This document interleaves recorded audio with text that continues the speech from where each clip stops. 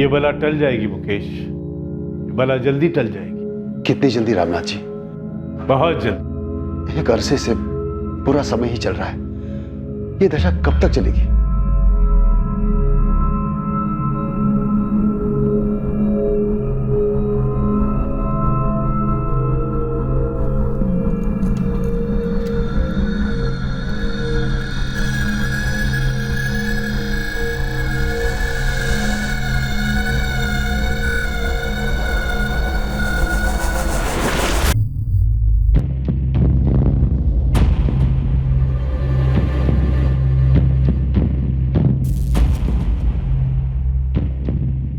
तीन हफ्ते मुकेश, सिर्फ 3 हफ्ते। 3 हफ्तों के बाद तुम्हारी तकदीर बदल जाएगी मुकेश। उज्जवल भविष्य नजर आ रहा है मुझे। तुम्हारे आसपास जितनी भी मुश्किलें हैं सब धीरे धीरे गायब हो जाएंगी। बहुत बहुत धन्यवाद रामनाथ जी, बहुत बहुत धन्यवाद। आप जैसा कहेंगे मैं वही करने के लिए तैयार हूं। बस एक बार ये दशा टल जाए। क्या किसी इंसान के पास दूसरे इंसान का भविष्य देखने की शक्ति हो सकती है? क्या कोई किसी के आने वाले कल को अच्छे या बुरे कल में बदल सकता है? क्या जीवन के गंभीर मसलों का हल चमत्कारी ताकतों से पाया जा सकता है?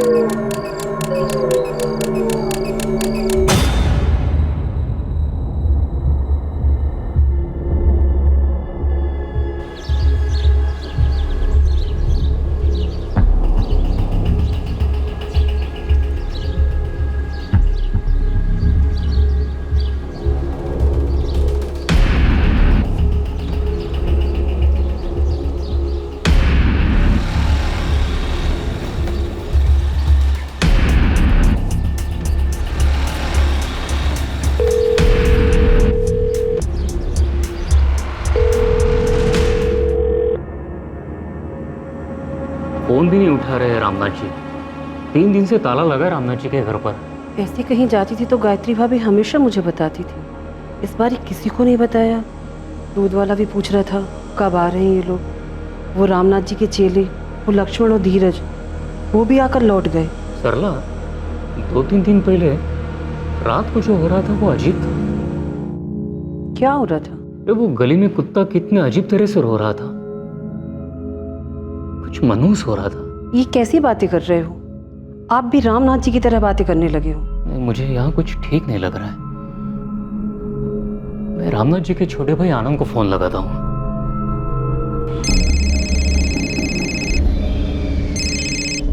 नहीं रोहित, रामनाथ भैया ने मुझे कुछ नहीं बताया। हुआ क्या? नहीं, बस वो फोन नहीं उठा रहे हैं और 3 दिन से घर पर ताला है। 3 दिन से ताला लगा हुआ घर पे? हाँ आनंद, मैंने आखिरी बार उन्हें 16 जुलाई को देखा था, उसके बाद कोई भी नहीं दिखा।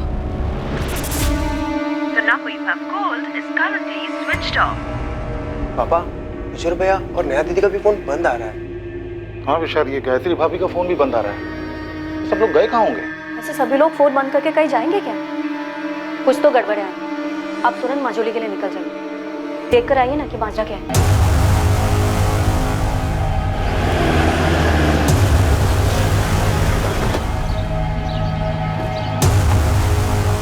सर, मैं आनंद दीक्षित, रामनाथ दीक्षित का छोटा भाई। हो सकता है वो किसी ऐसी जगह पर गए हों जहां मोबाइल का नेटवर्क ना मिलता हो। नहीं सर, ये रोहित जी हैं, भैया के पड़ोसी। सर, ये धीरज है, ये लक्ष्मण है, भैया के शिष्य हैं। इनमें से किसी को भैया ने कुछ बताया नहीं कहीं जाने के प्लान के बारे में। तो आप चाहते हैं कि हम ताला तोड़े और अंदर देखें? मुझे लगता है यही ठीक रहेगा सर।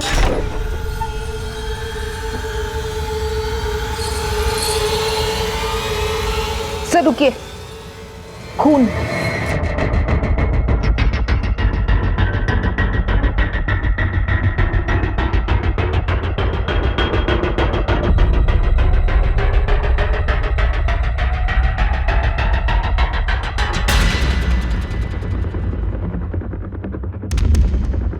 भाविका, अंदर देखो। Yes sir.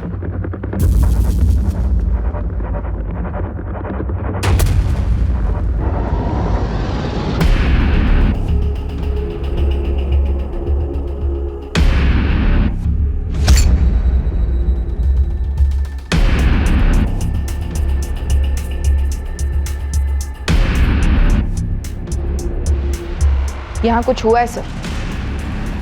कोई है अंदर क्या? नहीं आना, अंदर कोई नहीं।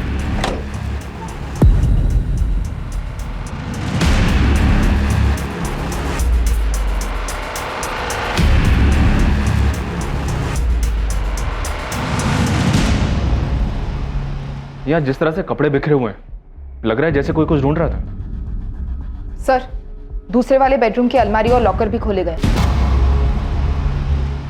सर, अलमारी आधी खुली हुई थी, लॉकर भी मैंने खुला पाया, पूरा खाली। ये रामनाथ जी तिजोरी में जेवर कैश कुछ रखते थे क्या? होंगे सर। और रामनाथ भैया के जितने क्लाइंट हैं, मतलब जितने लोग मिलने आते हैं, वो कैश में पेमेंट करते हैं। कभी कभार तो गोल्ड में पेमेंट होती है। गोल्ड में? जी सर, लेकिन हुआ क्या है यहाँ? मेरे भैया भाभी और उनके बच्चे कहाँ हैं?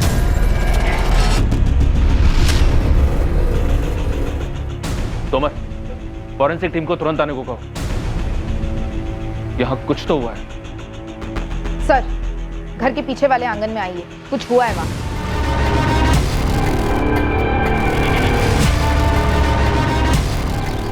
सर, यहाँ खुदाई हुई, फिर ढका गया है, फ्रेश लगता है।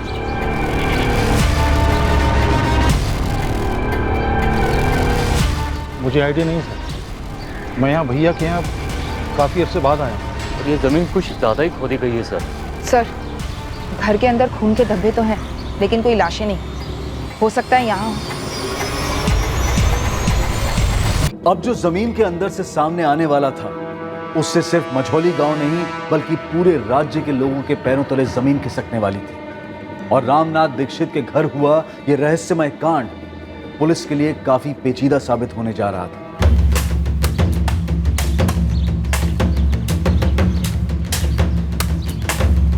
आराम से खोदो, आराम से।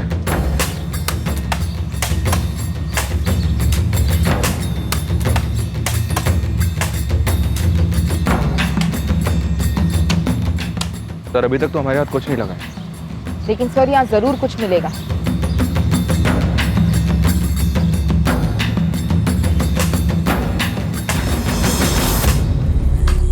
चारों पर छुरे जैसे किसी हथियार से वार किया गया है। सबकी जगुलर वेन काटी गई है। ये गले की ये नस। हमला एकदम अचानक किया गया होगा, क्योंकि पड़ोसियों ने किसी भी तरह की कोई आवाज नहीं सुनी। हमने तो कोई चीखने चिल्लाने की आवाज नहीं सुनी सर। 17 तारीख की सुबह से ये लोग दिखे ही नहीं, तब से ताले लगा है घर पे।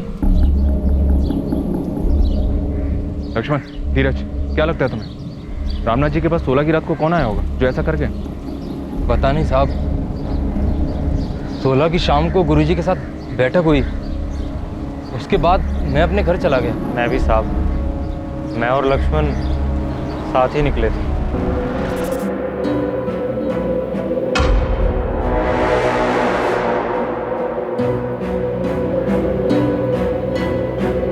लक्ष्मण, उस रात कोई आने वाला था क्या रामनाथ जी से मिलने? गुरुजी ने तो ऐसा कुछ बताया नहीं।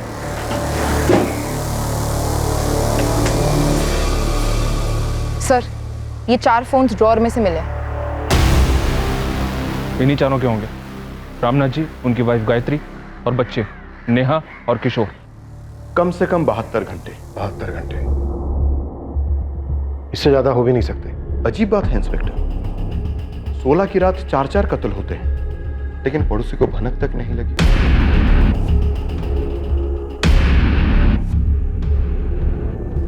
उस रात को कोई कुत्ता बड़ी डरावनी तरीके से रो रहा था। बस मुझे इतना ही याद है सर। कुत्ता रो रहा था? हाँ, मैं उठ गया था, बहुत ही मनोज सा लग रहा था, घबराहट सी होने लगी थी सर।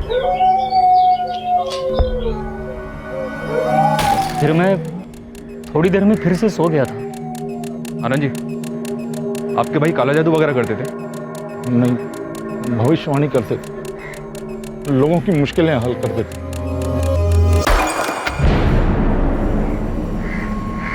तुम दोनों रामनाथ जी से क्या सीख रहे थे? ज्योतिष विद्या मैडम, लोगों का भविष्य देखकर उपाय बताना। आनंद जी, आपके भाई की किसके साथ ऐसी जानी दुश्मनी थी जिसने परिवार सहित उनका कत्ल कर दिया?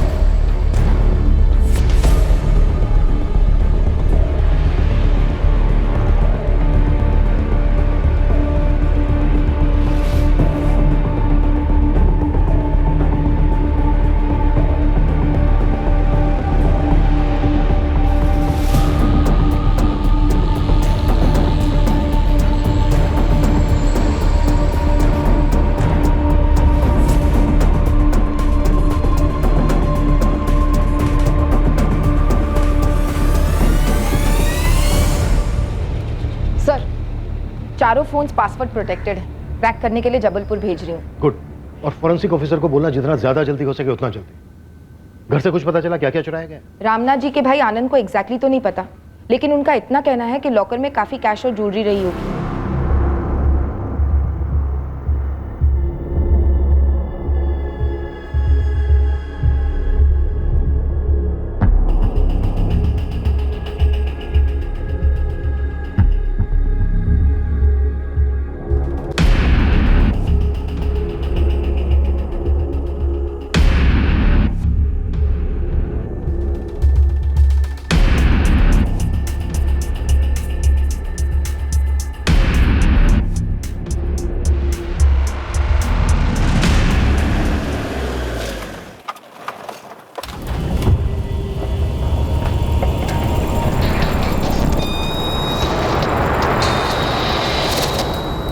रामनाथ जी संदूक की चाबी अपनी कमर से बांध कर रखते थे, क्यों?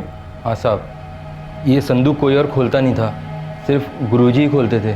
अब तुम खोलो, ये लो, खोलो।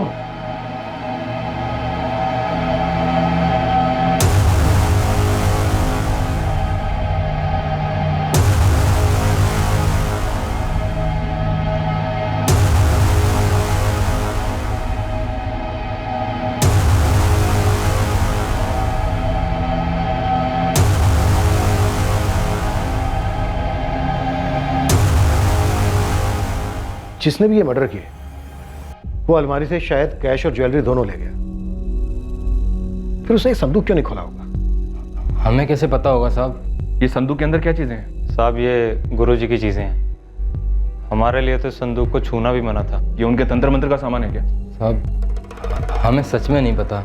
लक्ष्मण, धीरज, ऐसा कौन हो सकता है जो तुम्हारे गुरुजी और उनके पूरे परिवार की हत्या कर दे? साहब मुझे नहीं लगता ऐसा कोई था, और अगर कोई था तो मुझे कोई अंदाजा नहीं है। साहब मुझे भी नहीं पता, गुरुजी और उनके परिवार को कोई क्यों मारेगा? वो तो बहुत भले आदमी थे, उन्होंने तो कभी किसी का बुरा भी नहीं किया। तुम दोनों का इस घर में बराबर आना जाना था। अब तुम दोनों हमें ये बताओ, ऐसा और कौन है जो हमारी मदद कर सकता है? वो गोपाल से आपने बात की? गोपाल जोशी। गोपाल रामनाथ दीक्षित के शिष्य हो तुम? जी, काफी कुछ सिखाया है गुरुजी, उनकी दी गई विद्या से, उनकी कृपा से आज मेरे खुद का व्यवसाय जम गया। आखिरी बार कब मिले थे रामनाथ दीक्षित से? कुछ रोज पहले रास्ते पे मिले थे, हमेशा की तरह उनका मुस्कुराता हुआ चेहरा। गोपाल रामनाथ दीक्षित को गला काट के मार दिया गया, पूरे परिवार की हत्या कर दी गई है उनके।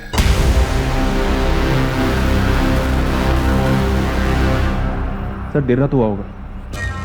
वो पड़ोसी रोहित कह रहा था कि उस रात को एक कुत्ता बहुत अजीब तरह से रो रहा था और काफी देर तक रो रहा था। इस तरह कुत्ते के रोने को अपशगुन माना जाता है और रामनाथ तांत्रिक विद्याएं करता था। मनचंदा, ये खून के धब्बों के बीच की जो दूरी है ना, इन मर्डर्स की कहानी बयां कर रही है।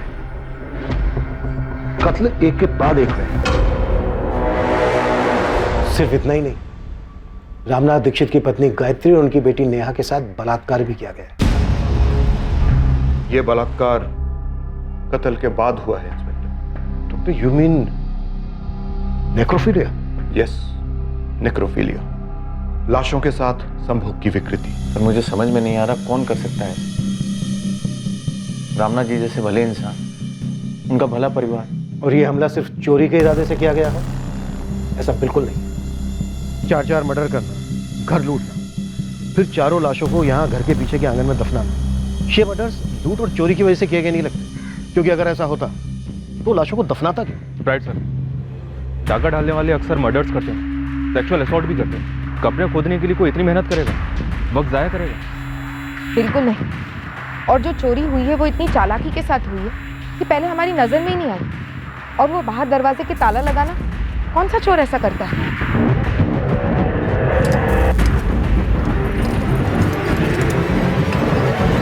ये कोई निजी मसला है। या तो ये किसी जान पहचान वाले बहुत ही करीबी इंसान ने किया है, या फिर किसी से करवाया है, बाकायदा डिटेल्ड इंस्ट्रक्शंस के साथ। कौन कहां पर होगा, क्या कैसे करना है, और क्या चीज कहां पर मिलेगी। लक्ष्मण और धीरज ने हमें बताया कि 1 साल पहले तक तुम अपने गुरु और उनके परिवार के काफी करीब थे। सर करीब था क्योंकि गुरु थे मेरे। जैसा कि मैंने आपको बताया कि आज मैं जो कुछ भी अपने पैरों पे खड़ा हूं तो सिर्फ गुरु जी की वजह से। कौन हो सकता है वो जो इतनी नफरत करता था उनसे? बोलो गोपाल।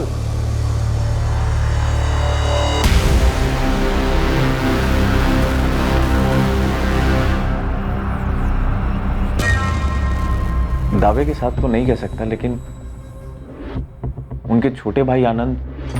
क्या आनंद दीक्षित? बोलो। गुरुजी और उनके छोटे भाई आनंद के बीच में प्रॉपर्टी को लेकर कुछ विवाद चल रहा था। दामोह में उनका पुश्तैनी घर है। पापा, बहुत टेंशन में लग रहे हैं आप। एक बात खाई जा रही है बेटा, गायत्री भाभी और यहाँ के साथ जो किया बहुत घिनौनी हरकत है। ऐसा कैसे कर सकते हैं?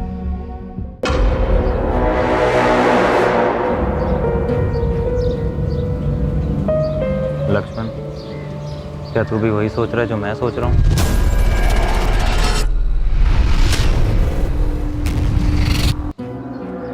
चू भी मत करना धीरज, चुपचाप बैठे रहो। क्यों? तुझे नहीं लगता हमें सब कुछ सच सच बता देना चाहिए?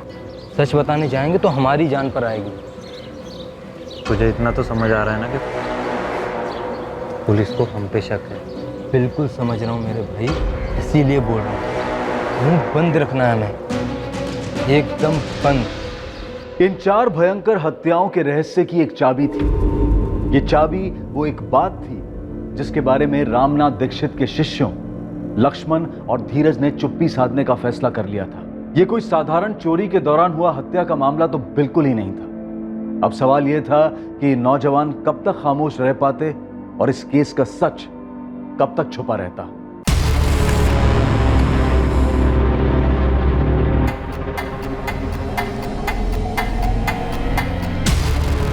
The number you have called is currently switched off. गिरी, ये नंबर 44579124 फोन कंपनी से पता करो किसका है, अर्जेंट। जी मैडम।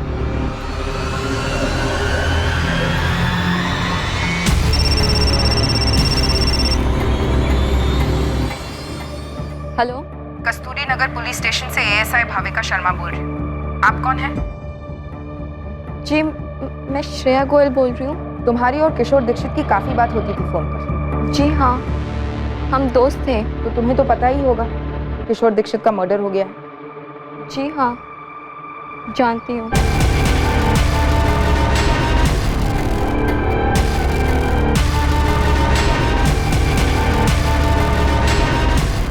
साहब मैंने पता किया, दमोह में पुश्तैनी घर को लेकर दोनों भाइयों में काफी खटास थी। तो ये गोपाल जो बता रहा था रामनाथ के भाई आनंद के बारे में, वो सच है?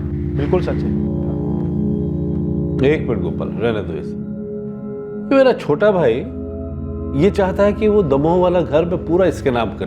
15 लाख देने थे, 8 दे चुका है, 7 बाकी। मैं इससे कह रहा हूं कि भाई वो 7 लाख दे दो तो मैं कागजात पे साइन कर देता हूं।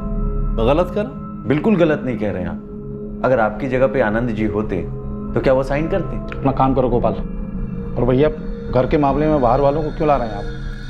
7 लाख देने दे दूंगा मैं, कहीं भागा जा रहा हूँ क्या? अरे तो मैं भी कहां भागा जा रहा हूं आनंद। देखो भाई, हिसाब साफ होना चाहिए, आसानी रहेगी सबके लिए। अब रामनाथ तो रहा नहीं और ना उसका परिवार, तो सारी जमीन अब सिर्फ आनंद दीक्षित की। हाँ मैम, मुझे किशोर के लिए डर था और पहले से ही था। क्यों? उसके पापा कॉर्पोरेटर हैं। किसके पापा? सूरज के पापा। और सूरज ने किशोर को धमकी दी थी। श्रेया, तुम पहले मेरी गर्लफ्रेंड थी। सिर्फ दोस्त है सूरज, पर मैं किशोर को लाइक करती हूँ और वो मुझे। तो तू पीछे रह साले। और तू जो भी है, ये दुनिया ना तेरे बाप की जागीर नहीं है। साले है, दुनिया मेरे बाप की ही जागीर है। अबे कॉर्पोरेटर है तो क्या हुआ बे? भगवान तो नहीं है? अबे तू देखेगा क्या ताकत है मेरे बाप की। तेरी तो पूरी फैमिली देखेगी। अबे मझौलिया कभी और वहां आके ना पूछ कि रामनाथ दीक्षित की क्या ताकत है। एक मंत्र पढ़ेगे ना तुम सबकी बैंड बज जाएगी। चल फिर देखते हैं ना, मंत्री की पावर जीतती है या फिर मंत्री की पावर।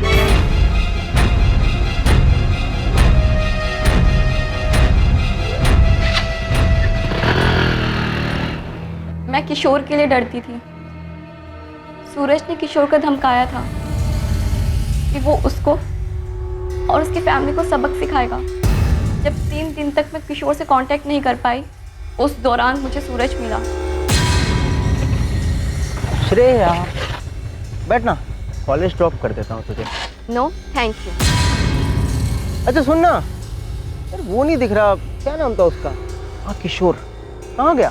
सूरज, किशोर कहाँ है? मुझे क्या पता, ध्यान लगा कर बैठा होगा ना अपने बाप जैसी पावर पाने के लिए। मैं पूछ रही हूँ किशोर कहाँ है? देख श्रेया, तेरे लिए अच्छा यही रहेगा कि तू भूल जा उसको।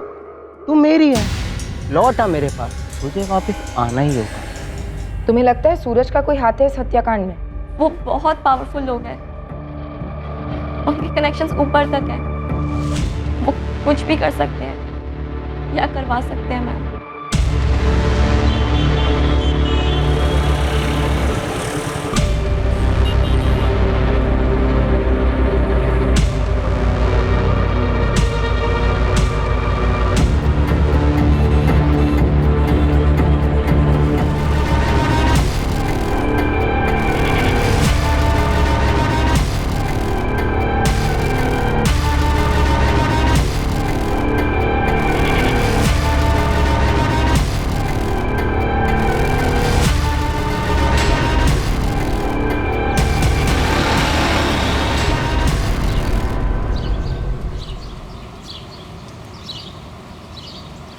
गोपाल भाई, गोपाल भाई। भैया, वो लक्ष्मण और धीरज मिलने आए हैं।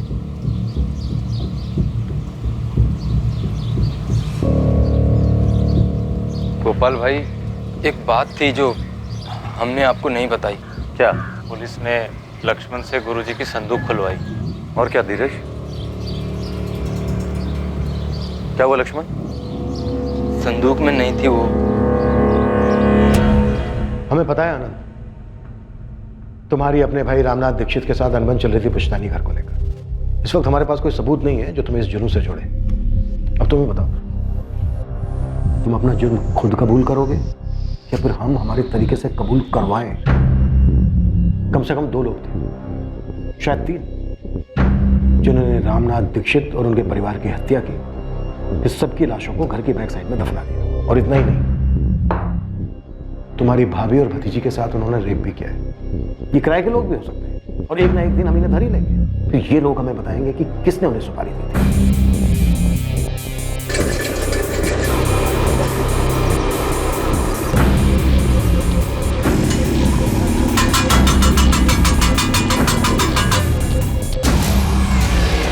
उस गोपाल ने चुगली की। हम तुम तक पहुंच गए आनंद, अब ये मैटर नहीं करता है कि रास्ता हमें किसने दिखाया। मुझ तक तो पहुंचना ही था सर। मेरे और भैया के बीच में पुश्तैनी मकान को लेकर इतना बड़ा मसला चल रहा था, सबको मालूम था। तुम्हारी दुश्मनी जाहिर थी, इसका मतलब ये नहीं है कि तुम शक के दायरे के बाहर। दुश्मनी नहीं थी सर, वो सिर्फ एक मकान का मसला था, और उस मसले के लिए इतना भयंकर कांड करवाऊंगा मैं? अपने भाई की हत्या करवाऊंगा? अपनी भाभी और भतीजी के साथ इतनी? सर मैं मानता हूं कि मुझे वो मकान चाहिए था, लेकिन ऐसे बिल्कुल नहीं, बिल्कुल भी नहीं। सर मैं साधारण सा व्यापारी हूं, इतना गंदा नहीं सोच सकता। मेरे भैया और भाभी को, बच्चों को, सबको मार डाला गया, उसके पीछे कोई और कारण है। और क्या है ये कारण? सर मेरे भैया बहुत कम उम्र से इस सब में शामिल थे। उनके पास दैवी शक्तियां थी, उनको लोगों की समस्याओं के बारे में पहले ही मालूम पड़ जाता था, और लोगों की समस्याओं को दूर करने की शक्तियां थी उनके पास। हमारे पास भी शक्ति है मुजरिम तक पहुंचने की, फिर चाहे मुजरिम ने कितनी भी चालाकी की। तो लगाइए ना शक्तियां, क्योंकि आपका मुजरिम मैं नहीं हूं। रामनाथ दीक्षित मेरे सगे भाई थे।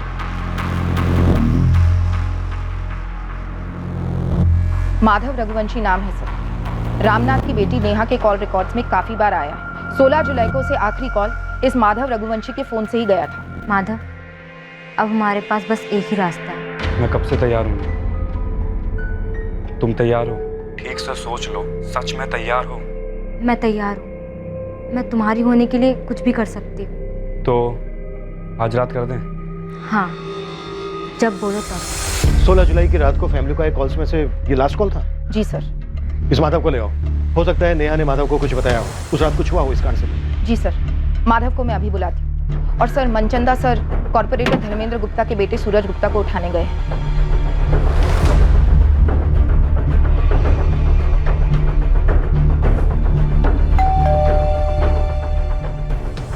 इंस्पेक्टर, तुम मेरे ही घर में घुसकर मुझसे ये पूछ रहे हो कि मेरे बेटे ने यह कांड किया, और इस कांड को अंजाम तक पहुंचाने में मैंने इसकी मदद की है, वो भी उस किशोर के साथ हुए पिद्दू से झगड़े के लिए। मैं एग्जैक्टली यही पूछ रहा हूँ।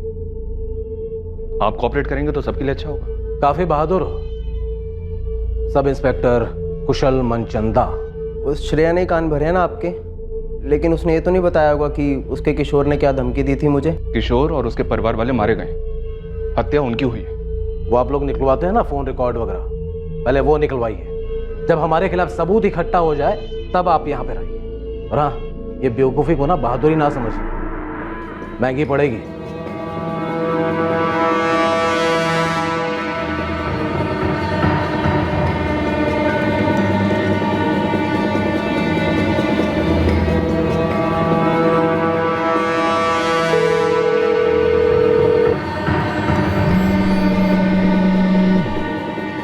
तुझे दिखता क्यों नहीं है?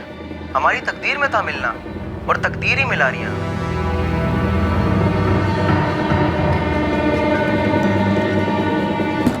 माधव, माधव, दरवाजा खोलो बेटा। ऐसा नहीं करते बेटा, दरवाजा तो खोलो। पिछले कुछ दिनों से ऐसे ही कर रहा है वो। 17 जुलाई से? हाँ, ऐसे ही कुछ। माधव, पुलिस, दरवाजा नहीं खोलोगे तो हम तोड़कर अंदर आएंगे। जरूरी बात करनी है तुमसे। मैंने कुछ नहीं किया, मुझसे क्या बात करनी है? कुछ नहीं किया तो सामने क्यों नहीं आ रहे हो?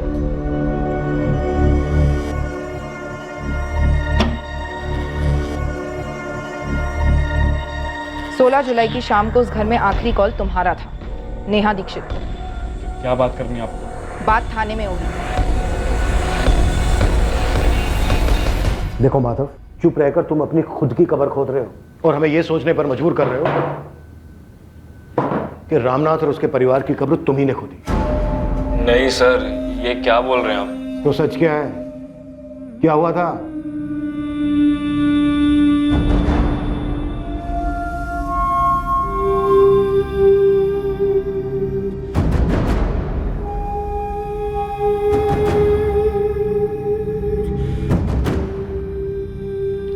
सर, नेहा और मैंने उस साथ भागने का प्लान बनाया था।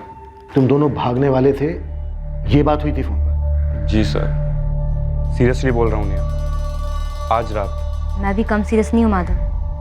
आज रात तो आज रात। रात को 2:30 बजे घर से निकल कर बाहर आ जाना, मैं इंतज़ार करूँगा। रामनाथ जी, वो हमारे रिश्ते के बारे में जानते थे, सख्त खिलाफ थे वो।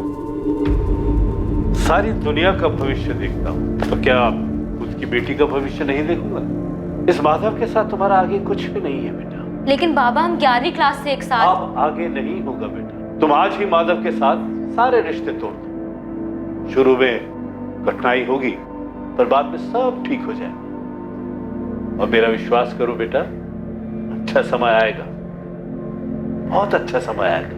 हम दोनों कॉलेज टाइम से भागने का प्लान बना रहे थे। उस रात हम दोनों ही जोश में थे। मैं थोड़ी देर पहले उसके घर के बाहर इंतजार कर रहा था, लेकिन सर वो आई ही नहीं। फिर मैंने सोचा कि घर के अंदर जाऊं।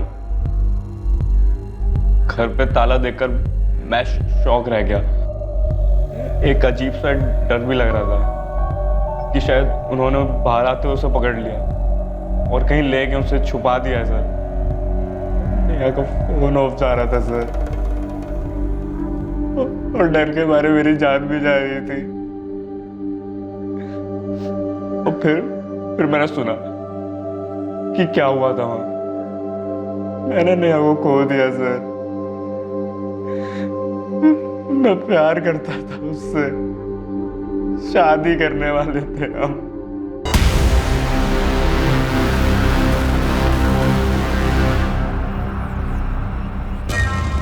सर, इस माधव को क्लीन चिट देना बनता नहीं, कुछ तो छुपा रहा है। उसी रात भागने का प्लान बनाना अटपटा लगता है। सर मुझे लगता है कॉर्पोरेटर धर्मेंद्र गुप्ता और उसका बिगड़ा बेटा सूरज, ये दोनों इस कांड में शामिल हैं। और मैंने अभी तक आनंद दीक्षित को क्लीन चिट दी नहीं। मुझे उसका मोटिव स्ट्रांग लग रहा है।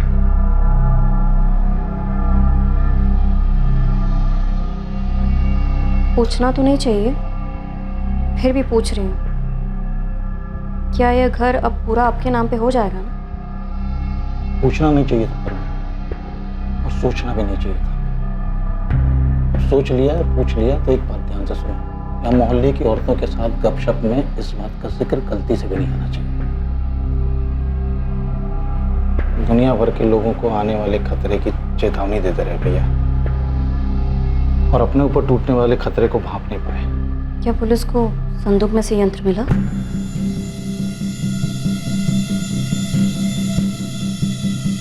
तुझे किसी भी बात की चिंता करने की जरूरत नहीं है। अरे पुलिस अपना काम करेगी, उसे करने दे। तुझे मैं कुछ नहीं होने दूंगा। मुझे रत्ती भर का डर नहीं है पापा। जो होना था वो होना ही था, तो हो गया। जो होना था वो होना ही था, सो हो गया।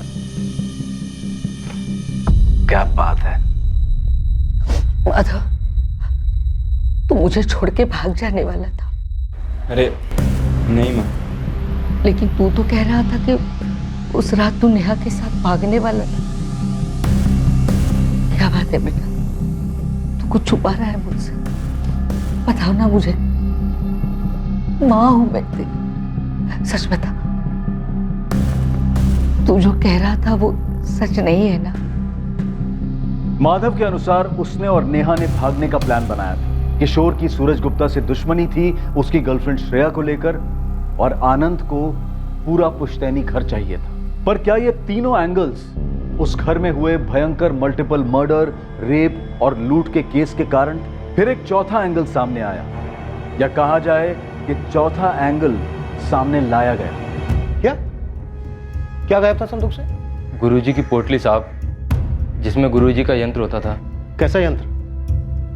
क्या खास था उस यंत्र में? उस यंत्र में दैवी शक्तियां थी, इसीलिए उसे लाल पोटली में बंद रखा जाता था। कैसी शक्तियां थी उस यंत्र में?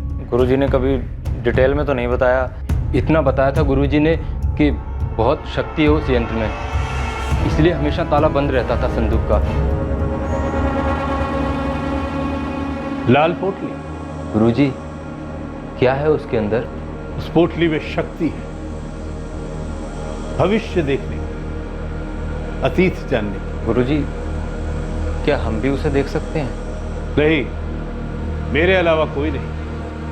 तुम दोनों से पहले भी कई लोगों ने उसके बारे में मुझसे पूछा, उसे छूने के लिए, देखने की, लेकिन कोई फायदा नहीं। वो सिर्फ मेरे लिए बनी। दूसरों की जिंदगियों का भूत, वर्तमान, भविष्य जानना इस विद्या का सबसे कठिन लक्ष्य। विचलित मन इस विद्या का दुश्मन है। तुम दोनों का मन भी आज विचलित है, ये जानने के लिए कि इस पोटली में क्या है। जब आपने संदूक खुलवाई तो उसके अंदर वो लाल पोटली नहीं थी साहब।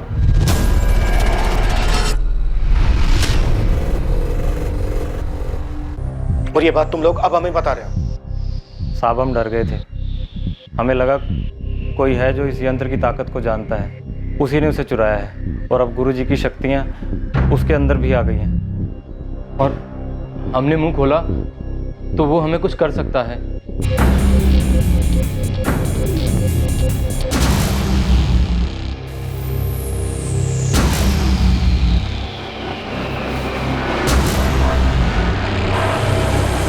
और अब ये सब हमें बताने की हिम्मत कहां से आ गई तुमने? हाँ? तुम दोनों ये खुद बताने आए हो या किसी ने भेजा तुम्हें? हमें किसी ने नहीं भेजा, हम खुद ही आए हैं। काफ़ी डरे हुए थे, फिर सोचा नहीं, हमारे गुरुजी की आत्मा हमारी रक्षा करेगी, पुलिस को सच बताना ज़रूरी है, इसलिए आ गए। और साहब, जो आदमी ऐसा कर सकता है वो एक तांत्रिक ही होना चाहिए, और वो साहब हम दोनों को लगता है कि वो क्या वो कौन तांत्रिक हो सकता है? वो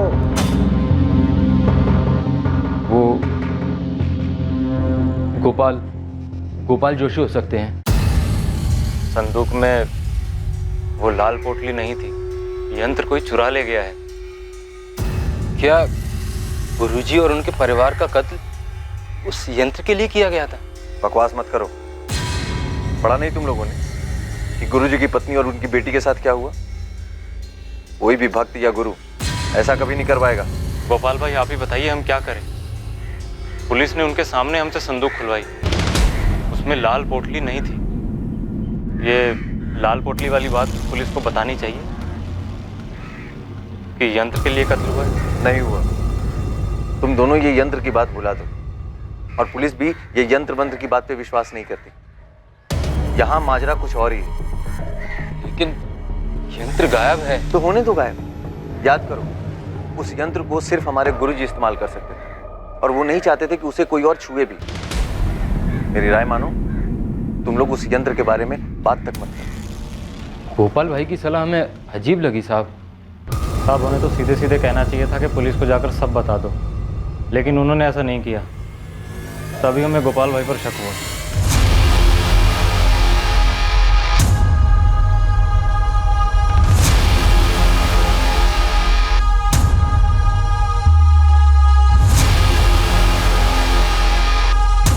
यंत्र? क्या बकवास है सर? सर, आस्था है लोगों की। जो ये रामनाथ करता था वैसे तो बहुत सारे तांत्रिक करते हैं, लेकिन सर इस रामनाथ के पास काफ़ी लोग आते थे इस यंत्र के जरिए अपनी भविष्यवाणी को सुनने के लिए, अपने बुरे वक्त को टालने के उपायों को जानने के लिए। लेकिन ये यंत्र दिखता कैसा है और किस चीज़ का बना है? ये धीरज और लक्ष्मण का अचानक हमारे पास आकर इस यंत्र के बारे में बताना, अगर ये जेन्युइन टिप नहीं है तो फिर ये क्या है और क्यों है? संदिग्धों की सूची में अब एक नया नाम जुड़ा। क्या इस नए संदिग्ध गोपाल का सामने आना दरअसल पुलिस को गुमराह करने की एक चाल थी, ताकि वो लोग जो पहले से पुलिस के रडार में हैं वो बच निकले? रहस्यमय यंत्र वाली लाल पोटली के गायब होने की बात पुलिस के सामने आने से इस मर्डर मिस्ट्री को एक नया एंगल मिल गया। क्या इस नए एंगल में कोई सच्चाई थी, या फिर यह सिर्फ इन्वेस्टिगेशन को गुमराह करने के लिए एक शातिर पैंतरा था, ताकि असली गुनहगार से पुलिस का ध्यान हट जाए?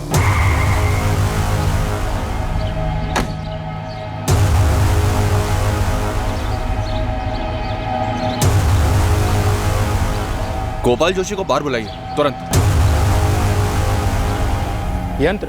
हाँ, एक लाल पोटली में रखा हुआ था, जिसे रामनाथ दीक्षित एक संदूक में रखते थे। तो क्या वो लाल पोटली वहां से गायब है? हाँ, ये खबर हमें उनके चेले धीरज और लक्ष्मण ने दी, तो हम जानना चाहते हैं कि वो दोनों वाकई सच बोल भी रहे हैं या नहीं। ओके मैडम, मैं पता लगाता हूँ, क्योंकि काफ़ी लोग दूर दराज से भी रामनाथ दीक्षित यहाँ आते थे। कोई ना कोई इस पर रोशनी जरूर डालेगा। यहाँ होता था, इधर इसी में रखते थे गुरुजी। साहब हमने कभी पास से नहीं देखा, बस दूर से ही देखा करते थे। सिर्फ गुरुजी ही संदूक खोलते थे।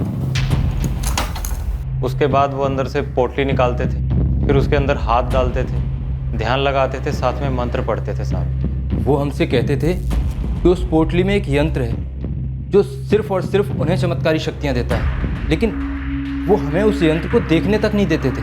अगर वो यंत्र इतना ही खास था कि गोपाल उसे चुराने के लिए इतना खतरनाक रास्ता अपना सकता है, तो वो तुम दोनों भी तो कर सकते।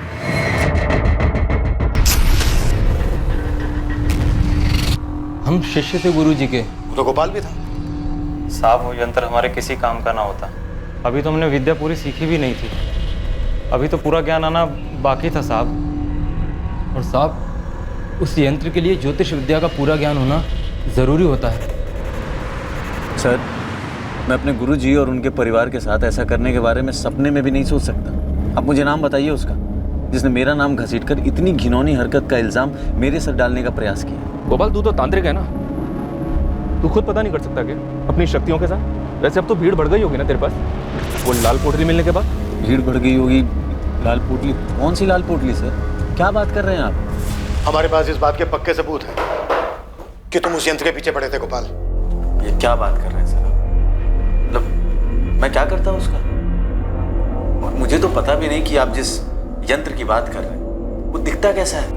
लाल पोटली तो देखी होगी जिसमें हाथ डाल के रामनाथ ध्यान लगाता था। मैं स्वीकार करता हूँ कि मैंने वो पोटली देखी थी जब मैं गुरुजी के यहाँ शिष्य हुआ करता था, लेकिन गुरुजी ने स्पष्ट रूप से मुझे बताया था कि ये यंत्र सिर्फ उनके उपयोग के लिए।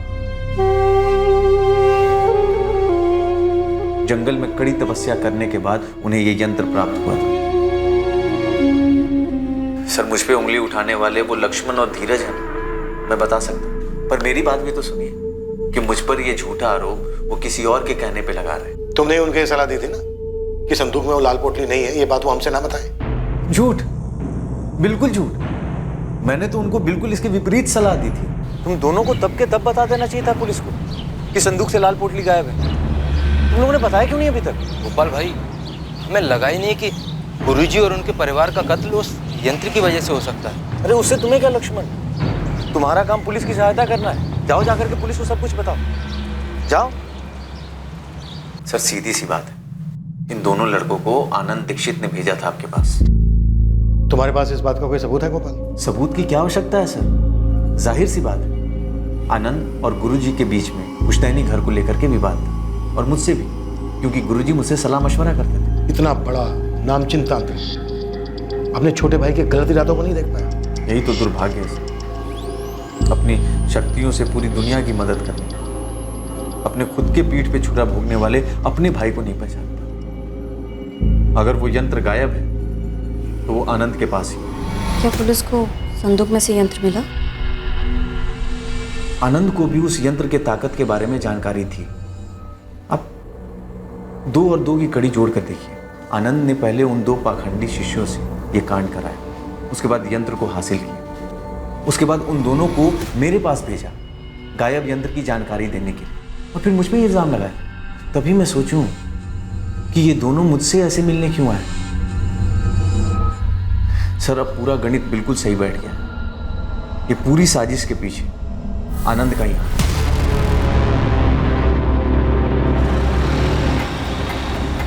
मैडम, ये सूरज गुप्ता काफी डिंगे मार रहा है। ठीक से बताओ गुड्डी, क्या मतलब है तुम्हारा? कैसी डींगे? किशोर दीक्षित और उसके परिवार के ऐसी दर्दनाक मौत पर डिंगे। देखो यार, वो कहते हैं ना कि जैसी करनी वैसी भरनी। अब तुम जानते हो श्रेया तो मेरी गर्लफ्रेंड थी, लेकिन किशोर गलत था। मैंने उसको बोला था कि पीछे हट जा, नहीं हटा, और साले ने मुझ पर हाथ उठाया। हुआ क्या, इस दुनिया से ही हट गया। हिसाब किताब एकदम बराबर हो गया। गुरदीप, तुम्हें लगता है सूरज और उसके कॉर्पोरेटर बाप ने मिलकर ही हिसाब किताब पूरा किया होगा? मैडम, कॉर्पोरेटर धर्मेंद्र गुप्ता या फिर उसका बेटा सूरज गुप्ता खुद ये कांड करते ना तो शेख चिल्ली वाला मामला होता, मतलब खुद के ही पैर काट डालते। तो इन दोनों ने नहीं किया? मेरे हिसाब से तो बिल्कुल भी नहीं। हाँ, सुपारी वाला मामला हो सकता है। उस पर कोई खबर? यहाँ मझौली में तो कोई नहीं हो सकता। जबलपुर तक की सुपारी मार्केट छान मारी, अभी तक किसी गिरोह का नाम नहीं आया।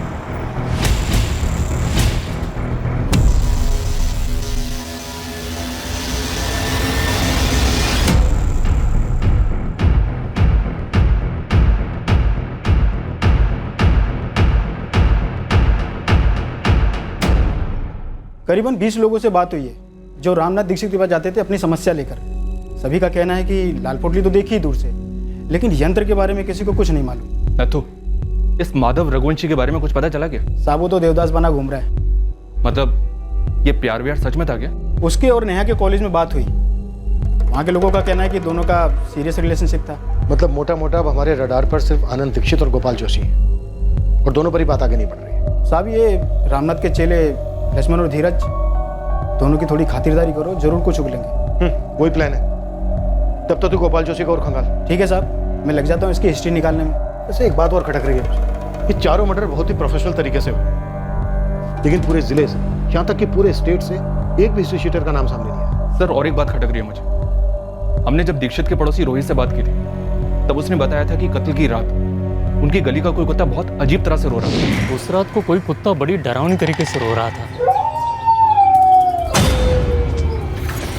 सर मुझे कोई बहुत ही शातिर और बेरहम साजिश की बुआ रही है। यह सिर्फ किसी हिस्ट्री शीटर का अंजाम दिया जुर्म नहीं लग रहा है। यह किसी ऐसे आदमी का काम है जो दीक्षित परिवार और उनके घर मोहल्ले के हालात से अच्छी तरह से वाकिफ था, जिसके चलते इस साजिश को आराम से अंजाम दिया जा सके। काफी आराम से बचा। घर की बैकसाइड को खोदने के लिए उनके पास पूरा बैग। इस साजिश का हर पहलू खौफनाक तो था। जिस तरह से चारों को मौत के घाट उतारा गया था, जिस तरह से दोनों औरतों पर सेक्सुअल असॉल्ट किया गया था और जिस तरह से चारों को दफनाया गया था। पर क्या वो अदृश्य यंत्र जिसे इस केस से जुड़े किसी भी व्यक्ति ने नहीं देखा था, क्या सिर्फ एक लाल पोटली में छुपा हुआ वो यंत्र इस नरसंहार का कारण? सिर्फ एक यंत्र?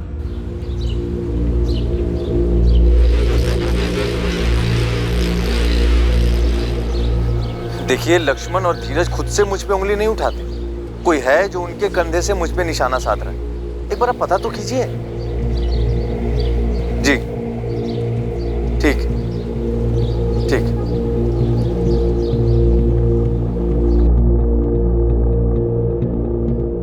पापा, पुलिस आई है आपसे बात करने। आनंद, आपने कैश और जेवर चोरी होने की इंफॉर्मेशन तो दी थी, लेकिन संदूक वाली उस लाल पोटली का जिक्र नहीं किया था जो चोरी हो गई थी, जिसमें रामनाथ जी का यंत्र था। आपने मुझे संदूक खोल कर दिखाया कब? मुझे कैसे पता चलता? हमने एक दफा नहीं, आपसे कई दफा पूछा था उस चाबी के बारे में, जिसे रामनाथ जी अपनी कमर से लटका कर रखते थे। कैसे बताता मैं? मुझे क्या मालूम था वो चाबी संदूक की है? और आपको भी तब मालूम पड़ा जब लक्ष्मण और धीरज ने आपको बताया। हमें पता चला है कम से कम 2 लोग थे, ऐसे 2 लोग जो घर के चप्पे चप्पे से वाकिफ थे, रामनाथ दीक्षित के परिवार की दिनचर्या से वाकिफ थे। बोलो, कैसे अंजाम दिया इस कांड को? क्या क्या किया, कैसे किया?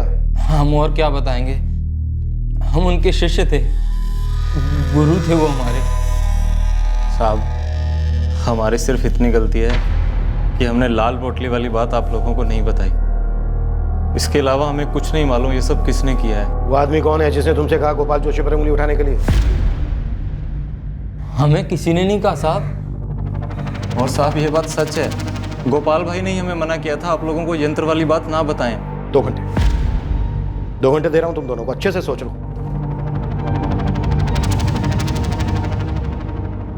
क्या सर, कुछ भी बोल रहे हैं आप?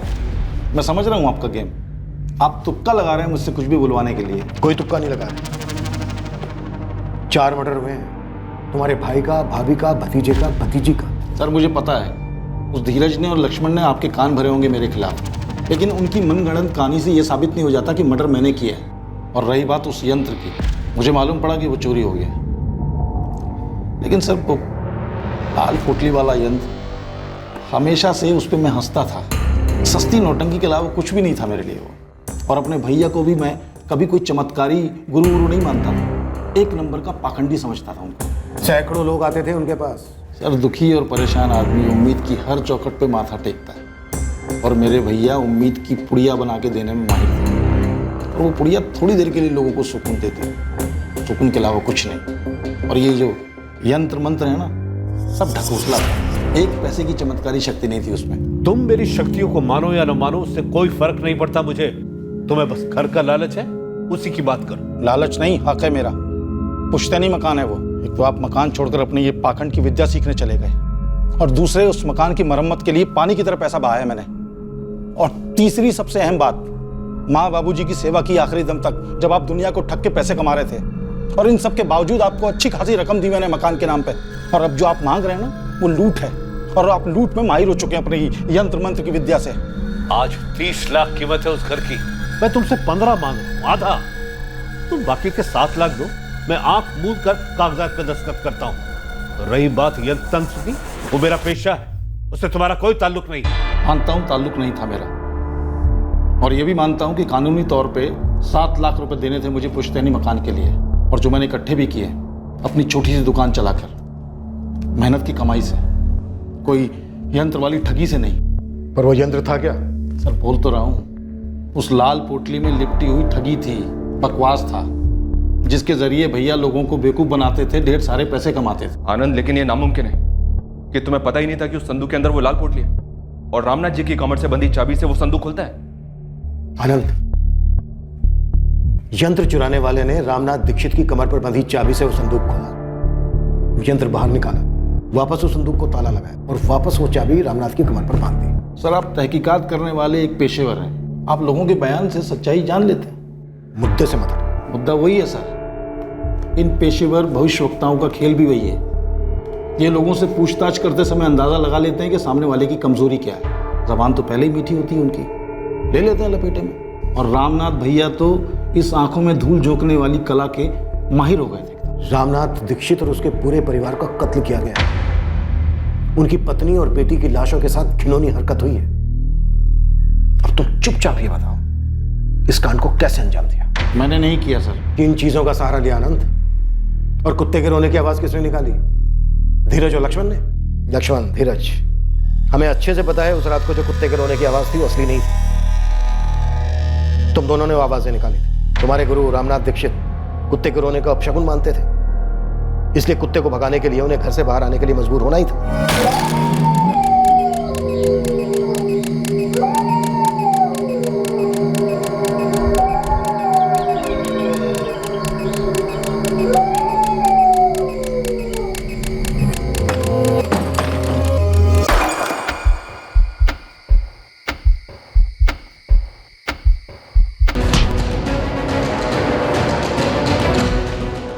इसी तरीके से मारा, हाँ या ना?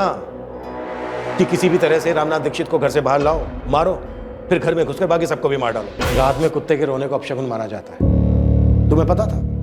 कुत्ते को चुप कराने के लिए रामनाथ बाहर आएगा ही आएगा। यकीन नहीं होता सर कि आप जैसा पुलिस अफसर एक अंधश्रद्धा को अपनी तहकीकात का आधार बनाएगा। खैर, अब मुद्दे से भटकना बंद करें और उन दोनों को बुलाएं, नालायकों को, लक्ष्मण और धीरज को, और मेरे मुंह पे कहलवाएं कि मर्डर मैंने करवाया है। जब जरूरत पड़ेगी तब करेंगे। जरूरत होगी तो भी नहीं करवा पाएंगे आप, क्योंकि ये सब झूठ है। और इस कांड के पीछे अगर मैं होता भी तो इतना मूर्ख नहीं हूं कि उन्हीं दोनों को चुनूंगा जिनको आपके शक के दायरे में आना ही आना था। तो फिर किन्हें चुना? किससे करवाया? कौन सा गिरोह? गिरोह तो मेरे भैया चला रहे थे, अंधश्रद्धा का गिरोह। और हम दोनों भाइयों के बीच में पुश्तैनी मकान को लेकर मसला था, कोई नफरत नहीं थी कि मैं उनका मर्डर करवाता। आप ऐसे आदमी को ढूंढिए जिसे मेरे भैया से इतनी नफरत हो कि मेरी भाभी और भतीजी। आप जितनी मर्जी पूछताछ कर लीजिए सर, लेकिन मैं वो आदमी नहीं हूं जो इतनी घिनौनी हरकत करता, और वो भी अपने भाई के साथ। हर मर्डर केस में क्रिमिनल अपने पीछे कोई ना कोई सुराग छोड़ ही जाता है मंचल। इस केस में 4 मर्डर हुए, 2 सेक्सुअल असॉल्ट हुए, लेकिन क्रिमिनल ने एक भी ऐसा निशान नहीं छोड़ा जिसके बलबूते हम किसी नतीजे पर पहुंच सके। सर, सारे एंगल्स इस वक्त पर्सनल हैं, और रहस्यमय लाल पोटली में लिपटा हुआ वो जादू यंत्र, लेकिन इनमें से कोई भी एंगल कोई स्ट्रॉन्ग रीजन नहीं दे रहा। इस केस में एक बात और गौर करने वाली है मंचल, सेक्सुअल असॉल्ट बहुत ही विकृत तरीके से हुआ, लाशों के साथ रेप किया गया, लेकिन क्रिमिनल ने वहां भी कोई अपना निशान नहीं छोड़ा। वेजाइनल स्वैब्स में कोई सीमेन के स्टेन्स नहीं मिले हैं। मतलब मुजरिम ने या मुजरिमों ने कॉन्डोम यूज किया होंगे। प्राइवेट पार्ट्स पर जख्म तो हैं, तो यस, कॉन्डोम्स यूज किए होंगे। और डॉक्टर, रेप कत्ल होने के बाद हुए? हाँ, इस हद तक विकृति। क्या सोच रहे हैं इंस्पेक्टर? मनचंदा, एक बात मेरे दिमाग में आई थी। इस केस में क्रिमिनल ने सेक्सुअल असॉल्ट के लिए जो तरीका अपनाया वो काफी विकृत तो है, लेकिन इन्वेस्टिगेशन के पॉइंट ऑफ व्यू से काफी सेफ भी है। पकड़े जाने का डर मिनिमम है। अगर उसने रेगुलर तरीका अपनाया होता तो शायद सीमेन के ट्रेसेस से वो पकड़ा जाता। इस पूरी वारदात को अंजाम देने के लिए उसने दिमाग काफी तेज लगाया है। जी हाँ सर, मनचंदा, इस केस में हम पर्सनल एंगल को ठीक से फोकस कर रहे हैं ना, या फिर हमसे कुछ छूट रहा है? तो फिर और कौन हो सकता है सर? कोई राह चलते चोरों चक्के? पर इसकी भी तो हमें कोई लीड नहीं मिली है।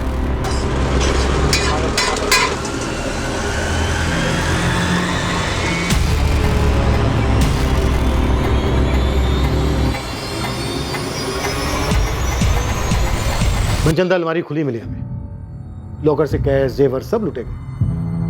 सर अगर ये लोग आम चोर लुटेरे होते तो लूटपाट करके भाग खड़े होते, घर के पीछे जाकर कब्र क्यों खोदते? मेरा मतलब सर, इतनी मेहनत इतना रिस्क क्यों उठाते? और सर वो कुत्ते का रोना, अगर ये आम चोर डकैतों का गिरोह होता तो सर इतनी बारीकी से रामनाथ की कमर से वो चाबी निकालकर, उस संदूक से उस पोटली को निकालकर वापस चाबी को रामनाथ की कमर में लगा देते। इतनी बारीकी, मतलब सर कोई लॉजिक नहीं बनता। मनचंदा, वो लाल रंग की पोटली हमारे दिमाग में इसलिए बैठी हुई है क्योंकि धीरज और लक्ष्मण ने देखा कि वो संदूक में नहीं है। हो सकता है लुटेरों ने उसको छुआई ना हो, रामनाथ ने पहले से उसको निकाल के कहीं और रख दिया हो या फिर किसी को दे दिया हो। सर मुश्किल लगता है, और अगर ऐसा हुआ भी हो तो बाकी बातें एड ऑन नहीं होती है सर। मुझे लगता है कि आम चोरी के दौरान हुए मर्डर का केस है ही नहीं, रेगुलर हिस्ट्री शीटर्स नहीं थे वो लोग। सर, इस गोपाल जोशी की पूरी कुंडली निकाली है। ऐसी कोई लीड जो उसे इस जुर्म से जोड़ सके? इस वक्त कुछ कहना मुश्किल है सर, लेकिन उसकी कुंडली में काफी उतार चढ़ाव है, स्पेशली पिछले 4 सालों। 4 साल पहले तक वो जबलपुर के बाहर एक फैक्ट्री में कारीगर था। 2013 में गोपाल के पिता अनिल जोशी सीरियस स्ट्रोक के शिकार हुए थे।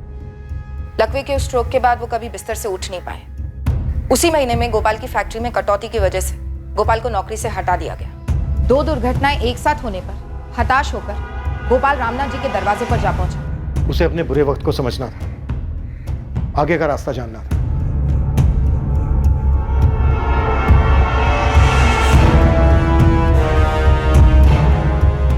मैडम, फिर सुनने में आया कि रामनाथ के कहने पर गोपाल जोशी ने कोई बलि चढ़ाई। कैसी बलि? नर बलि? नहीं, चौकी अहमद किसी जानवर की बलि चढ़ाई। ये सब तो ठीक है नत, लेकिन क्या गोपाल की रामनाथ जी के साथ कोई अनबन हुई थी? किसी बात को लेकर झगड़ा, या उस लाल पोटली वाले यंत्र को लेकर कोई मसला? मैडम, इतना पता चला है कि रामनाथ से मिलने के बाद गोपाल को कई नई नौकरियां मिली, लेकिन वो कहीं टिक नहीं पाया। फिर वो रामनाथ का ही भरोसेमंद शागिर्द बन गया। रामनाथ कभी कभी अपने कुछ भक्तों का भविष्य गोपाल से पढ़वाने लगा। तुम्हारी समस्या तुम्हारे घर के 4 दीवारी में। जी गुरुजी। घर के किस सदस्य से? गुरुजी, बेटी का मसला है। बताओ क्या समस्या? लक्ष्मण और धीरज ने जैसे आप लोग को बताया कि रामनाथ अपनी विद्या अपने शागिर्दों को अच्छे से सिखाता जरूर था, लेकिन उसके बावजूद भी अपनी पोटली में किसी को हाथ तक नहीं लगाने देता था। ये यंत्र है क्या नथु? बहुत बड़ा झोल तो नहीं है? मैडम, वो सब तो नहीं पता, लेकिन एक समय के बाद गोपाल रामनाथ से अलग हो गया। उसने खुद की बैठक शुरू कर दी। जरूर कोई झगड़ा या अनबन हुई होगी। पता करो नथु, जल्दी। पर नथु कुछ पता नहीं कर पाया सर। रामनाथ के काफी भक्त गोपाल जोशी के पास जाने लगे होंगे। बिजनेस कम हुआ होगा रामनाथ का, जलन हुई होगी। लेकिन सर, अगर जलन रामनाथ की तरफ से थी तो वो खुद क्यों मारा गया, और उसका पूरा परिवार भी? मुझे ख्याल आया सर, जब रामनाथ जी के क्लाइंट्स भारी मात्रा में गोपाल के पास जा रहे हों तो रामनाथ जी ने गोपाल को धमकी दी होगी। कैसी धमकी भाई? आधी अधूरी विद्या पाकर तुम लोगों के साथ छल कर रहे हो गोपाल, पाखंड है ये। क्षमा कीजिएगा गुरुजी, अरे इतने सालों से आप भी तो यही करते आ रहे हैं। मैं सच में भविष्य देख सकता हूँ। गुरुजी, देख तो मैं भी सकता हूँ, और आपको तो बहुत गौर से देखा है मैंने। क्या देखा तुमने? गुरुजी, आपके हथकंडे, आपके पैतरे, वही 20-25 सवाल सारे भक्तों से घुमा फिरा करके पूछते हैं। उनके मन के हालात से इतने सालों से खेल रहे हैं, उनके मुंह से जवाब निकलवा कर उन्हीं को जवाब देते हैं, और वहीं से तो आपकी कमाई होती है ना गुरुजी। बकवास बंद करो गोपाल, मेरे पास सच में विद्या है, और मेरे भक्तों को जो तुम हथिया रहे हो ना, ये बंद करो। अब आ गए ना मुद्दे पे गुरुजी, आपसे देखी नहीं जा रही ना मेरी सफलता और आपकी घटती हुई कमाई। याद रखो, मैंने तुम्हें ये विद्या सिखाई, मैं इसे वापस भी ले सकता हूँ। धमकी दे रहे हैं आप? चेतावनी दे रहा हूँ। तुम जिस हालत में मेरे पास आए थे तो मुश्किलों से घिरे हुए थे। मैंने अपनी मंत्र विद्या और यंत्र की शक्ति से तुम्हारी सारी मुश्किलें दूर की। मुझे अगर क्रोधित करो, नाखुश करोगे तो वही हालात है, पर उससे भी बदतर हालात में पहुंचने में देर नहीं लगेगी। इतनी शक्ति है मेरे पास। पुलिस ने अनुमान लगाया था कि इस तरह का कोई झगड़ा गुरु और शिष्य के बीच हुआ हो सकता है, जिसकी वजह से गोपाल ने इस हत्याकांड को करने की ठान ली। ये सिर्फ आपका अनुमान है, सिर्फ अनुमान। और वैसे भी चमत्कारी शक्तियों पर आप लोग कब से विश्वास कर रहे हैं? लोगों का विश्वास जीतकर उनसे पैसे तुम और रामनाथ जैसे लोग कमाते हैं। कौन ना करता है आती हुई लक्ष्मी को? ये बिजनेस है हमारा। लोगों को उम्मीद की पुड़ी देकर हम अपने घर की दाल रोटी चलाते हैं। मैं भी तो गया था रामनाथ जी के पास, हताश हालत। और फिर वहीं टिके रहे, लंबे अरसे तक वहीं रहे। तो क्या करता हूँ? किसी भी तांत्रिक के पास जाना सर एक आदत होती है जो धीरे धीरे लत बन जाती है नशे की तरह। बंदा खुद के लिए भी फैसला अकेले नहीं कर पाता, किसी भी मुश्किल का सामना नहीं कर पाता, कोई खुशी नहीं मना पाता। वो हर दूसरे दिन बाबा के चरणों में जाकर गिरा रहता है। यही हमारा बिजनेस है, यहीं से हमारी कमाई होती है। ये बात मैं बहुत पहले समझ चुका था। फिर भी रामनाथ जी की धमकी से डर गए? सर, झूठी शक्तियों की धमकी से कौन डरता है? तो पहली बात कि रामनाथ जी ने तो मुझे कभी धमकी दी ही नहीं थी। वो बहुत ईमानदारी से अपना व्यवसाय कर रहे थे, मैं अपना कर रहा था। और सर, रामनाथ जी और उनके पूरे परिवार को इस तरह मारकर मुझे क्या हासिल होगा, क्या मिला? तुम अब भी उंगली रामनाथ के छोटे भाई आनंद दीक्षित पर ही उठाओगे? जी बिल्कुल। इन सब के बीच में सबसे ज्यादा फायदा आनंद दीक्षित को ही हुआ। जब शक उन पे गया तो उन्होंने बहुत चालाकी से चमत्कारी यंत्र और लाल पोटली के बीच में बातों को फंसा दिया, और आप लोग उसी के गोल गोल गोल गोल घूम रहे हैं। आनंद दीक्षित के पीछे पूरी टीम लगाई गई। उसकी एक एक हरकत पर नजर रखी गई। जिन्हें क्लीन चिट दी गई थी उन्हें दोबारा से पुलिस की रडार में लाया गया। नेहा दीक्षित के बॉयफ्रेंड माधव की बार बार पूछताछ हुई, इस उम्मीद में वो शायद कोई और खुलासा करेगा और उस रात पर रोशनी डालेगा और मुजरिमों का कुछ तो पता चलेगा। लक्ष्मण और धीरज, रामनाथ दीक्षित के दोनों स्टूडेंट्स पर कड़ी नजर रखी गई। टीम सिर्फ इसका इंतजार कर रही थी कि कब इनमें से कोई फिसले और इस केस की कोई तगड़ी लीड मिले। क्राइम सीन का भी बार बार री एग्जामिनेशन हुआ। सब कुछ इस एक उम्मीद से किया जा रहा था कि मुजरिम की तरफ कोई तो इशारा हो। साहब, जब से मैं खबरी बना हूं, मैंने आज तक इतने हिस्ट्री सीटर से बात नहीं की होगी जितना इस केस में कर ली। मैं लगभग दावे के साथ कह सकता हूँ ये काम किसी हिस्ट्री शीटर का तो नहीं है। तो फिर कौन हो सकता है? अगर ये रामनाथ दीक्षित के शागिर्दों में से कोई नहीं है, इसमें कोई हिस्ट्री शीटर इन्वॉल्व नहीं है, तो फिर वो कौन हो सकता है जो एक रात आया, घर में चोरी की, 4 मर्डर किए, 2 सेक्सुअल असॉल्ट किए, फिर लाशों को घर के बैक साइड में दफना कर बिना कोई सबूत छोड़े चला गया? कैसे मुमकिन है? सर, शायद ये मर्डर्स किसी पर्सनल एंगल की वजह से ना हुए हों और ना ही किसी राह चलते क्रिमिनल ने किए हों। भाविका, तो और क्या रीजन हो सकता है? अंधेरे में तीर चला रही हूँ सर, लेकिन ये किसी नाखुश कस्टमर का एंगल भी तो हो सकता है। तुम्हारा मतलब है रामनाथ दीक्षित का कोई भक्त, कोई ग्राहक जिसे एक्स होने की सलाह दी गई और हुआ वाई? Yes sir. या फिर बोला कुछ 1 महीने में ठीक हो जाएगा और लग गया 1 साल।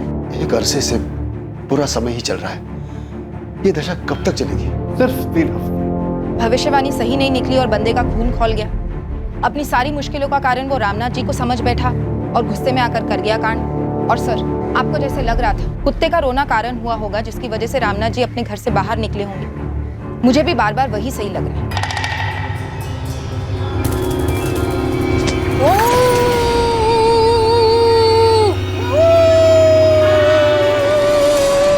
और सर, कुत्ते का वो रोना सिर्फ एक पैतरा नहीं था, मैसेज था एक घायल इंसान का रामनाथ जी के लिए कि सुनो, जिस पर तुम इतना विश्वास करते हो आज वो तुम्हारी मौत का कारण बनेगा।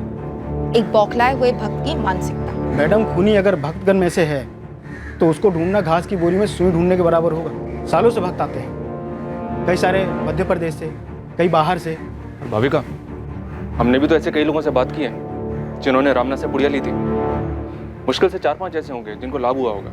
अब एक तांत्रिक की भविष्यवाणी का सच ना होना इसका मतलब ये तो नहीं कि कोई इतनी बुरी तरह से बदला लेगा। काश इस वक्त हमारे पास भी कोई यंत्र होता, हम भी मंत्र फूंक सकते, या फिर हमें ऐसा कोई बाबा मिल जाता जिसके सामने हम इस केस को खोल कर रखते और वो यूं चुटकी बजाकर मुजरिम और मोटिव दोनों का खुलासा कर देते। ये लो, हो गया केस सोल्व, कर दो क्लोज। मजाक अपनी जगह है। 3 हफ्ते हो गए हैं, 3 हफ्ते इन 4 मर्डर्स को हुए और अभी तक हमें एक भी सुराग नहीं मिला। दरअसल मुजरिम पूरे 3 हफ्ते तक पुलिस की नाक के नीचे थे, लेकिन मुजरिम तक पहुंचना मुश्किल था क्योंकि उसे इस जुर्म से जोड़ने के लिए ठोस सबूत चाहिए थे। यह केस लंबे अरसे तक अनसुलझा नहीं रहा। कुछ अचानक होने वाला था जो इस केस के सभी पत्तों को बिखेर कर मुजरिम का पत्ता सामने लाने वाला था।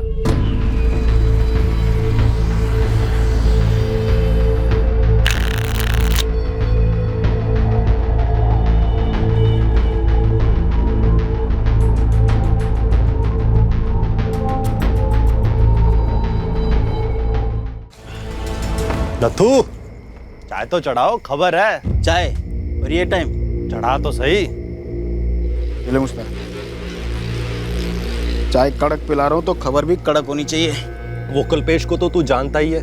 हिस्ट्री सीटर कल्पेश ना? हाँ। क्या हुआ उसका? इतनी मोटी गट्ठी है उसके पास करारे नोटों की। ये तेरी कड़क खबर? भाई 10-10 हजार के दाव लगा रहा है। इतने पैसे तो सुपारी से मिलते, वो भी मर्डर की। अरे तो कोई मर्डर की टिप देना। भाई वो तुम ढूंढो ना, हमने तो तुम्हें तिल्ली दिया जला के, मशाल तुम बनाओ।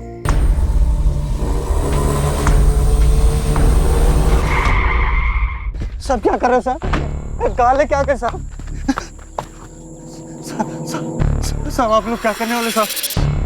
साहब क्या कर रहे हो साहब? साहब मैंने कुछ नहीं किया, सच्ची बता रहा हूँ साहब, मैंने कुछ नहीं किया साहब। कहाँ से लाए पैसे? नहीं तो यहीं पे लंबा कर दूंगा तेरे को। मेरी मेहनत की कमाई का पैसा साहब। अच्छा, क्या काम करता है बे तू?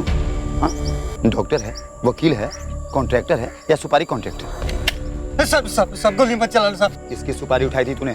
नहीं साहब, मेरी इतनी औकात कहाँ साहब, मैंने कोई सुपारी पारी नहीं उठाई साहब।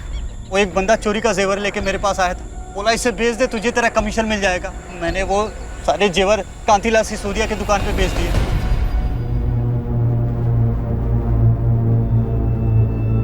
5 लाख का माल था साहब।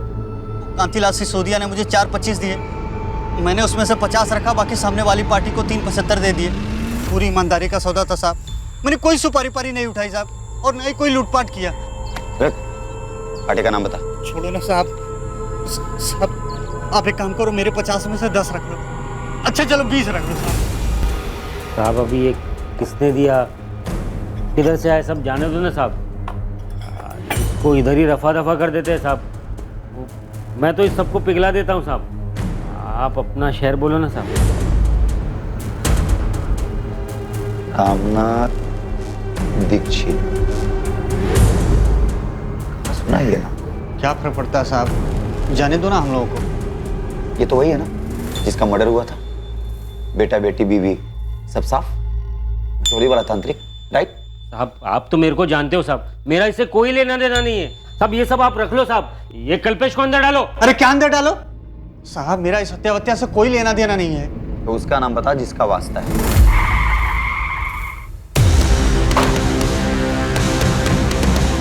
देखा साहब, हमें एक छोटी सी कल्पेश की टिप ने कहां से कहां पहुंचा दिया। साहब रवि नाम है उसका। सर रवि मिला था मुझे माल लेकर। कब आया था? यही कोई 1 महीना पहले।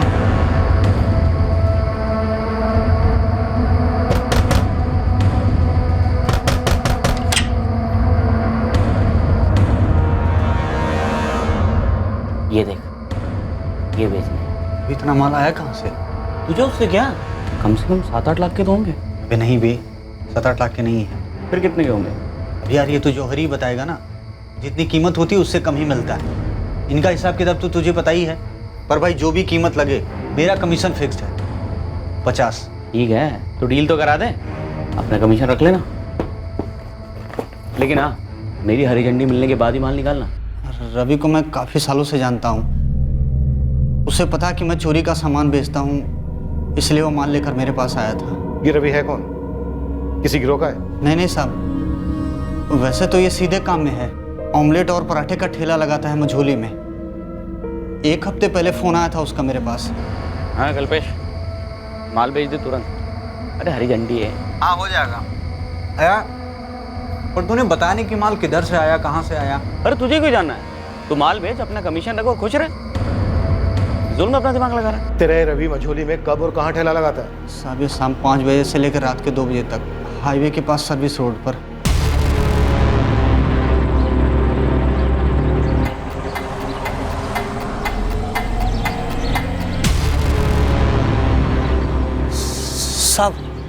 साहब हो रहा साइकिल पर रवि।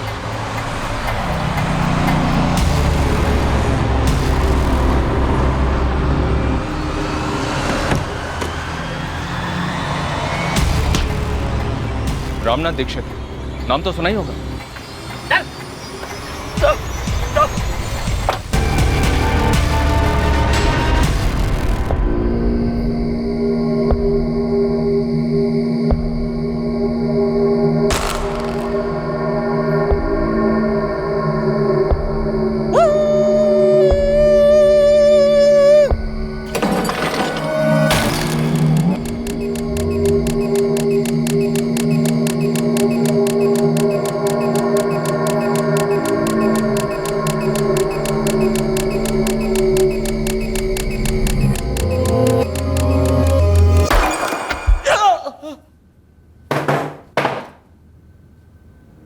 किसके कहने पे ये सब कह रहा भाई?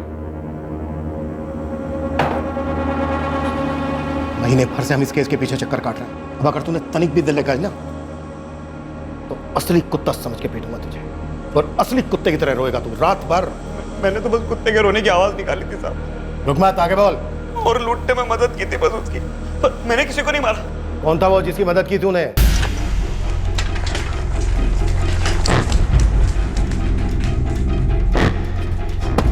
धीरज, धीरज, पुलिस को वो बंदा मिल गया है जिसने गुरुजी के जेवर बेचे।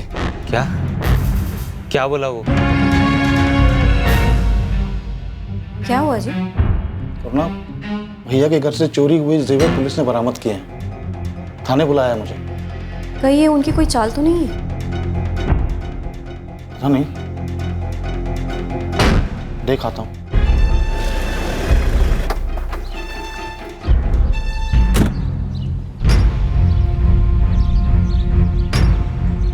गोपाल, गोपाल जोशी। जी इंस्पेक्टर। मुजरिम पकड़ लिया हमने। कौन है? बताते हैं, चलो हमारे साथ। बताइए ना सर, किसे पकड़ा है आप लोगों ने? एक क्रिमिनल है, हिस्ट्री शीटर। कौन है ये? पहले जबलपुर पुलिस ने उसे पकड़ा था पैसों के साथ, जो उसने कुछ जेवर बेचने के बाद कमाए थे बतौर कमीशन। अच्छा, फिर जेवर बरामद हुए और उन जेवर में से चांदी के एक गिलास पर रामनाथ दीक्षित का नाम लिखा हुआ था। फिर ये कल्पेश मजौली में एक बंदे से मिला जिसने कल्पेश को वो जेवर दिए थे बेचने के लिए। रवि नाम है उसका। इस रवि को वो जेवर बेचने के लिए किसने दिए थे? गोपाल जोशी। किसने दिए थे सर? अब मुझसे क्यों पूछ रहे हैं? हमारा अंदाजा इतना भी गलत नहीं था, और तेरे ऊपर तो शक हमें पहले से ही था, बस सबूत नहीं था हमारे पास। अब हम तुझसे तोते की तरह सच बुलवाएंगे, फिर तेरी भविष्यवाणी की जाएगी, समझा?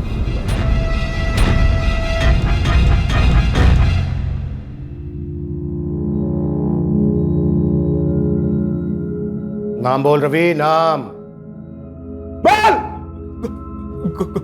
गोपाल जोशी साहब, उसका रामनाथ दीक्षित से पंगा था।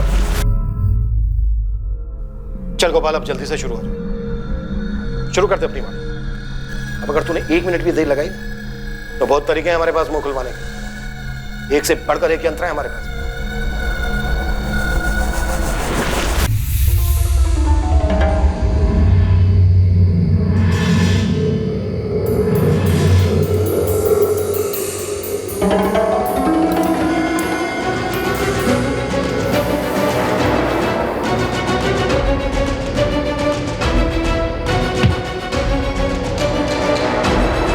जो भी सामने आया सबको मार दिया।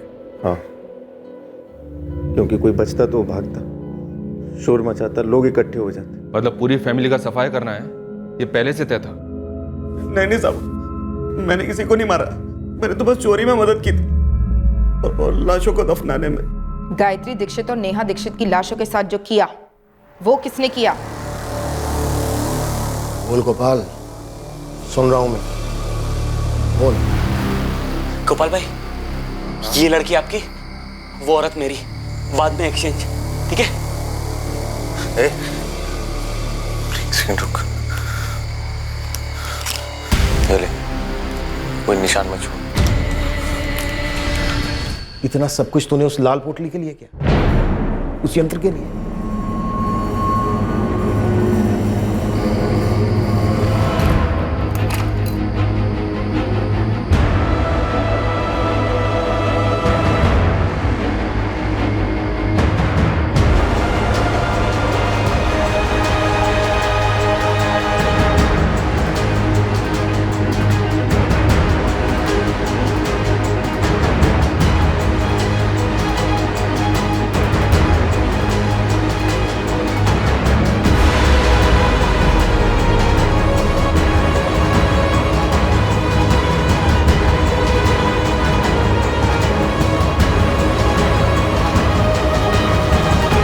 देखो गोपाल, अब अगर तुमने मेरा एक भी भक्त खींचा तो तुम्हारी खैर नहीं, बर्बाद कर दूंगा मैं तुम्हें।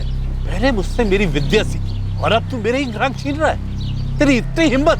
इतने सालों में पहली बार आपके मुंह से भक्त की जगह पे ग्राहक सुन रहा, बड़ा अच्छा लगा। पाखंडी नहीं आप मेरी तरह, धंधे वाले हैं, और धंधे में नए ग्राहक बनाना अन्याय नहीं है, लेकिन पुराने वाले को भी पकड़ के रखिए। मैं तो कहता हूं कोई जबरदस्त चमत्कार दिखाइए उन्हें। तुम मेरा और मेरी विद्या का मजाक उड़ा रहे हो? गुरुजी, सैकड़ों ग्राहकों का इतने सालों से आप मजाक ही तो बनाते आ रहे हैं। अब बहती नदी में मैंने भी हाथ धो लिया। अब गुरुजी, इसमें बुरा मानने वाली कोई बात है नहीं। विनाश काले विपरीत बुद्धि, तुम्हें अंदाजा नहीं है गोपाल, तुमने मेरे साथ अन्याय और फिर मेरा अपमान करके क्या मोल ले लिया। जिस हालत में तुम मेरे पास आए थे उससे भी बदतर दशा होगी तुम्हारी, वरना मैं ये तांत्रिक विद्या छोड़ दूंगा।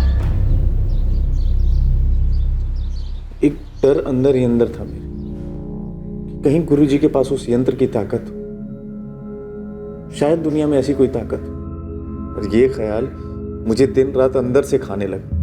मैं अपने ग्राहकों को सही से सलाह नहीं दे पा रहा था और धीरे धीरे ग्राहक कम होते चले। जो कमाया था वो घटता चला गया।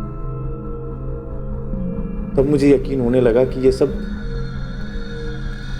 यंत्र के कारण हो। उसके अंदर जो पत्थर था वो मेरे घर पे पड़ा हुआ। तुम अब भी उस पत्थर को चमत्कारी समझते हो? तंत्र का यंत्र है वो। कुछ जेवर भैया के नाम पे हैं और कुछ भाभी के। उस पोटली में सच में सिर्फ ये पत्थर था? हाँ, सिर्फ पत्थर, और तुम लोगों के लिए यंत्र। मुझे इसके बारे में कभी कुछ पता नहीं था, लेकिन इतना मालूम था कि जो भी ये बकवास है।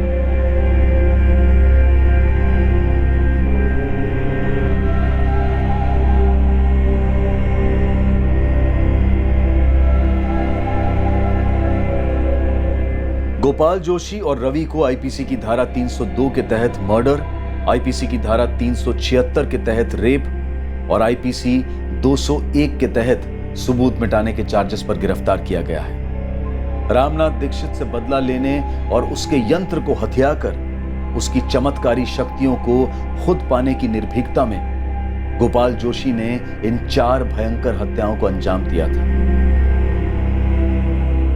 सिर्फ ये जानने के लिए कि दरअसल कोई यंत्र था ही नहीं, बस एक पत्थर था जिसे एक कपड़े में बांधकर रखा गया था। एक साधारण सा पत्थर। दुनिया में ऐसा कोई नहीं है, कोई भी नहीं है जिसके पास किसी और की जिंदगी में चमत्कार लाने की या हाहाकार मचाने की दैवीय या फिर शैतानी शक्ति हो। अगर हम अपनी जिंदगी बेहतर बनाना चाहते हैं तो हमें और सिर्फ हमें अपने अंदर की पॉजिटिव एनर्जी को बढ़ाना होगा, और इसी की ताकत से हम अपने इरादों को मजबूत कर सकते हैं, अपनी क्षमताओं को बढ़ा सकते हैं और अपनी निराशा को मिटा सकते हैं। जैसे ही हम बाबाओं, तांत्रिकों और भविष्यवक्ताओं की शरण में जाते हैं, हमारा विवेक, हमारे लॉजिकल फैसले लेने की बुद्धि और नजर दोनों धुंधले हो जाते हैं और हम देखते ही देखते इन चमत्कारों के व्यापारियों के गुलाम बनकर रह जाते हैं। दुनिया में सबसे शक्तिशाली ताकत हम खुद हैं।